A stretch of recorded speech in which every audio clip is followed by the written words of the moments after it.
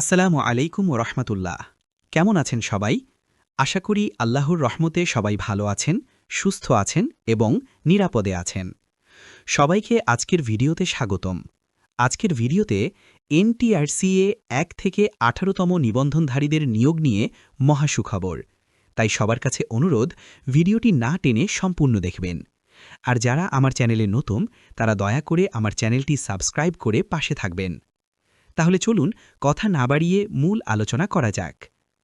২০তম শিক্ষক নিবন্ধনের পর একটি বিশেষ নিয়োগ বিজ্ঞপ্তি প্রকাশের পরিকল্পনা করা হয়েছে।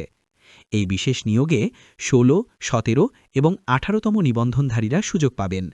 তবে এ নিয়োগের জন্য শিক্ষা মন্ত্রণালয়ের অনুমোদন লাগবে।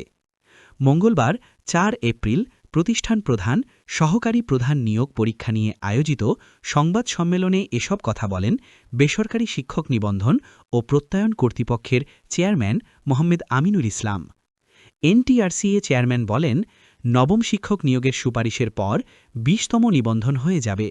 এরপর ১৮, ১৭ এবং ১৮তম নিবন্ধনধারীদের মধ্যে যারা যোগ্য, তাদের জন্য আলাদা একটি বিজ্ঞপ্তি প্রকাশ করা হতে পারে।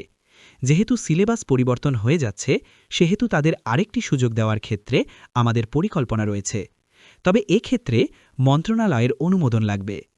মোহাম্মদ আমিনুল ইসলাম বলেন, ১৬, ১৭ এবং ১৮তম নিবন্ধনধারীর মধ্যে যাদের বয়স রয়েছে এবং সনদের মেয়াদ আছে, তারা এই বিজ্ঞপ্তিতে সুযোগ পাবেন।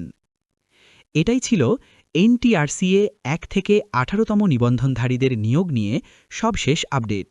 ভিডিও ভালো লাগলে লাইক, কমেন্ট এবং শেয়ার করবেন। সবাই ভালো থাকেন, সুস্থ থাকেন এবং নিরাপদে থাকেন। আল্লাহ হাফেজ।